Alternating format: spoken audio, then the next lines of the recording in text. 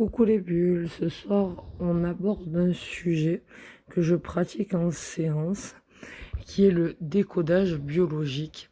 Donc à quoi sert le biodécodage, donc comme on l'appelle dans le jargon. Donc ça sert à mieux comprendre l'origine des maladies. Voilà, parce que connaît-on vraiment l'origine des douleurs et des maladies? Vous allez me dire oui quand on va voir le médecin, bien sûr, mais souvent ça vient d'une émotion, la douleur, et on va traiter la douleur, mais pas l'émotion, et c'est pour ça que la douleur finit toujours par revenir. Donc tout ce que je vais vous dire ce soir sur cette vidéo, vous prenez, vous laissez, ça dépend de ce que vous ressentez, mais surtout, ce n'est pas moi qui en ai à l'origine. Le fondateur du décodage biologique des maladies, c'est Christian Flech, et alors, parce que la déontologie le veut, il prétend qu'elle résulte de nos maux psychiques. Voilà. Donc, une émotion est égale une douleur, et c'est pour ça que personnellement j'ai passé un diplôme avec les fleurs de bac, parce que je voulais pouvoir traiter les émotions pour calmer la douleur et pas calmer la douleur pour calmer l'émotion. Voilà. Donc le docteur Bach, c'est aussi sa théorie. Il est d'accord avec Christian Flech en disant que les émotions peuvent nous rendre malades. Voilà. Et en énergie, c'est la même chose, parce que on a 7 corps subtils, et quand les 6 corps sont touchés, on arrive sur le corps physique qui est le plus faible de tous et le plus lent, parce qu'il est dans la matière et dans la gravité. Et c'est alors à ce moment-là que les énergies ayant traversé toutes les couches, on finit par tomber malade, et notre corps nous donne un message. Donc qui dit douleur dit message. Voilà, donc qui peut dire pourquoi 2 personnes exposées au même risque ne développent pas la même maladie? Pourquoi certaines personnes guérissent plus vite que d'autres? Savons-nous réellement ce qu'est la maladie et pourquoi elle se manifeste?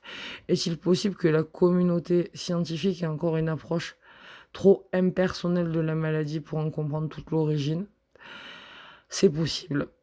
D'après Christian Flech, qui est un ancien infirmier fondateur du biodécodage des maladies, qui est une approche thérapeutique qui consiste à analyser l'origine biologique de la manifestation d'une maladie, d'un handicap ou d'une douleur physique, calme, doux, sirotant son thé à la table d'une brasserie parisienne, il a expliqué que la maladie ne serait, contrairement à la croyance populaire, pas une manifestation physique mal intentionnée, mais qu'en soi, ce n'est pas quelque chose d'aussi négatif que nous le pensons, car la maladie est une intention positive, car c'est simplement une réaction saine du corps qui s'exprime parce que nous n'avons pas osé nous exprimer, souvent.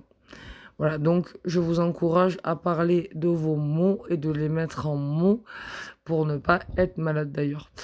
Donc, par exemple, lorsque je mange quelque chose de périmé ou que je bois trop d'alcool, je vais vomir. Ça, c'est une réaction d'adaptation saine du corps qui se défend. Ce n'est pas un problème, c'est une solution. Selon lui, le corps humain a une très grande capacité d'adaptation à son environnement. D'où le fait qu'on dit qu'on s'habitue à tout, et c'est le problème de notre siècle. Donc la thérapie par le décodage biologique, c'est la maladie et la douleur seraient donc les manifestations physiques d'un mal psychologique plus profond, une souffrance psychique, un stress, un post-traumatisme, un traumatisme, et le corps exprime grâce à elle ce que notre bouche n'a jamais dit ou notre cerveau jamais guéri. Dans le décodage biologique, nous cherchons, en discutant donc avec le client concerné, à partir de ces symptômes. Voilà, donc j'ai mal au ventre, j'ai mal au dos, j'ai mal aux épaules, voilà. Et puis on va chercher l'événement précis de quand c'est survenu dans sa vie, qui peut avoir déclenché la douleur ou la maladie. On va isoler justement l'événement moteur. On va chercher donc la relation de cause à effet. Et à l'image, par exemple, physiquement des crampes d'estomac, des sueurs froides, des nausées. Et même, donc, c'est les 3 réunis, seraient un facteur déclencheur, par exemple, de la maladie de Parkinson. Voilà. Mais c'est pas parce qu'on a des crampes d'estomac, des sueurs froides et des nausées qu'on a la maladie de Parkinson. C'est pas ce que j'ai dit. Voilà. Mais ça peut être un facteur déclencheur. Voilà. Chaque mal physique serait donc associé à un mal psychique. Le tout est de le trouver. Donc moi ce soir ce que je vais faire c'est que je vais vous parler fibromyalgie parce que c'est ma maladie. Donc la fibromyalgie c'est quand on n'est plus assez flexible avec soi-même, qu'on s'en demande trop, donc on en demande trop aux autres. On ne sait pas s'arrêter, on est en surdose d'énergie. Et donc la maladie elle vient nous dire oh, maintenant tu te calmes, tu te centres, tu te poses sur toi, tu te poses les bonnes questions et tu avances pour toi parce que là, tu en fais trop et moi j'en porte trop et je peux plus. Et donc la fibro fait que vous avez mal partout et que du coup vous êtes obligé de vous écouter et de prendre le temps de vous comprendre. Et c'est vrai que si je n'avais pas eu la fibromyalgie dans ma vie, je ne serais pas la thérapeute que je suis aujourd'hui. Voilà, donc lorsqu'on comprend d'où vient notre maladie et ce que le corps veut nous dire, on a gagné déjà 10% de guérison. Mais dans la majorité des cas, il faut approfondir la thérapie pour trouver l'événement spécifique qui a déclenché ce symptôme-là, comme explique Christian Flech. Alors moi, je vais vous donner mon avis. C'est que moi, depuis que je sais pourquoi je suis malade et que j'ai compris pourquoi j'en suis arrivé là et comment j'en suis arrivé là, c'est plus facile de m'adapter à ma maladie et de petit à petit la faire reculer parce que de plus en plus, je vais vers moi. Donc, en fait, au lieu de me battre contre la maladie, je m'accompagne et j'accompagne la maladie qui est venue me dire là, c'était trop pour toi. Et j'essaie justement d'en faire un peu moins. Voilà. Donc ça, c'est mon exemple, mais c'est moi. Mais après, par exemple, pour le foie, c'est le manque en général. Voilà. Et la tendance à tout faire vite dans l'urgence et la précipitation sont à l'origine des troubles de la thyroïde. Par exemple, les problèmes de vue apparaissent lorsqu'on a été témoin de quelque chose que l'on n'aurait pas voulu voir. Si on est oppressé ou qu'on empiète sur notre territoire, notre corps va développer une cystite, par exemple, ou une infection urinaire. Donc, et pour bien comprendre ce phénomène, il est important de rappeler que le cerveau est composé de deux hémisphères. Le gauche, qui raisonne de manière rationnelle, séquentielle, logique et analytique, et le droit, qui traite l'information de façon holistique et énergétique, c'est-à-dire par le biais des émotions et du ressenti. Et si chacun de nous a tendance à utiliser l'un plus que l'autre, moi je sais que personnellement j'utilise plus celui-là des émotions et du ressenti, mais tous deux nous sont indispensables car ils sont complémentaires. Voilà, si on ne vivait qu'avec l'un des deux, dans un cas on ne pourrait plus rien ressentir et dans l'autre on serait illogique complètement. Voilà, donc le corps est bien fait et il est toujours en équilibre. Voilà. La preuve, vous avez deux jambes et vous avez deux mains. Donc le corps qui est un ensemble de cellules et de molécules vivantes, évoluant et interagissant en permanence, selon l'environnement, les situations et les événements rencontrés, ne réagissent pas seulement aux méfaits que nous lui infligeons, comme le tabac, les drogues, l'alcool, le chocolat, mais c'est aussi lié à ce que l'on vit et ce que l'on ressent au plus profond de nous et ce que l'on n'ose pas exprimer. Donc quand on n'ose pas s'exprimer, ça s'imprime en nous et ça crée un trouble ou une maladie. Notre corps réagit à nos émotions, qu'elles soient positives ou négatives. D'ailleurs, quand vous êtes dans le positif, vous sentez plus d'énergie, vous êtes dans de meilleures conditions pour accueillir les choses, votre taux vibratoire est plus haut, vous êtes plus dans la lumière. Et quand c'est négatif, par exemple, on tombe malade. Voilà. Donc jusque-là, tout est logique. Mais selon Christian Flech, le corps humain a une telle capacité d'adaptation qu'il réagira en permanence à nos maux psychiques. Stress, tristesse, déprime, traumatisme, angoisse, peur, déception. Et les exprimerait physiquement parce qu'on appelle communément la maladie. Voilà. Donc ce que l'on prend comme un problème permet d'éviter quelque chose de pire. Parce que décoder biologiquement sa maladie ou ses douleurs pour comprendre d'où elles viennent et éventuellement les guérir implique de plonger dans son être profond, comme je vous le disais pour moi, de faire face à ses traumatismes enfouis, ses peurs, son système de pensée, ses raisonnements, ses croyances et son passé. Et ça demande un tremblement de terre dans sa vie et ça peut faire peur, je le comprends. Voilà. Et le 4e niveau de la thérapie concerne la croyance personnelle du client ou du patient. Voilà, ce qu'il s'est mis en tête parce qu'on a des fondations et des racines énergétiques, mais on en a aussi dans la tête, on nous a programmé à croire des choses, nos parents nous ont programmé à croire des choses, la société nous a programmé à croire des choses. Et il arrive par exemple que la guérison passe par la réorganisation de l'environnement ou du cycle de vie, surtout si celui-ci est toxique. Donc que ce soit l'anxiété au travail, dans l'entourage, si l'habitat est malsain. Voilà. Et la 5e profondeur de la thérapie, du biodécodage, c'est de décortiquer les mémoires du passé. Et là, je vous encourage donc à aller voir un kinésiologue, parce que si tout va bien dans votre vie mais que rien ne va, c'est qu'à un moment donné, ça vient peut-être des vies antérieures. Donc en somme, au cours d'une thérapie par le biodécodage, on écoute le patient, ce qu'il a vécu, ce qu'il a ressenti pour comprendre ce qui s'est passé dans son corps au niveau biologique et donc ce qui a provoqué la maladie. Et c'est comme ça que personnellement, je travaille. Donc d'abord, je fais un scanner énergétique, ensuite je parle biodécodage énergétique et ensuite j'interagis avec mon magnétisme pour remettre les choses en ordre. Voilà. Et c'est comme ça que je magnétise les gens, mais c'est ma manière à moi et c'est personnel. Donc voilà, la communauté scientifique sait déjà que l'esprit et le corps sont liés, mais jusqu'à quel point c'est-elle qu'ils le sont, à quel point le mental influence-t-il notre santé. Voilà. Donc, dans son livre « Le monde extérieur n'existe pas », Christian Flech affirme que dans notre mécanisme mental, ce que l'on prend aujourd'hui comme un problème nous permet d'éviter quelque chose de pire. Donc je vous encourage à vous fournir le livre si vous en avez envie. J'essayerai même de vous le trouver sur YouTube, mais c'est très rare, à part des conférences, d'avoir un livre audio complet de Christian Flech. Donc Le monde extérieur n'existe pas, édition Le Souffle d'Or, Christian Flech, l'auteur. Voilà. Et donc, ce qu'il nous dit dans ce livre, c'est que ce qu'on prend aujourd'hui comme un problème, une punition, nous permet d'éviter quelque chose de pire. De fait, sommes-nous capables de hiérarchiser la souffrance et de choisir celle qui nous fera le moins de mal?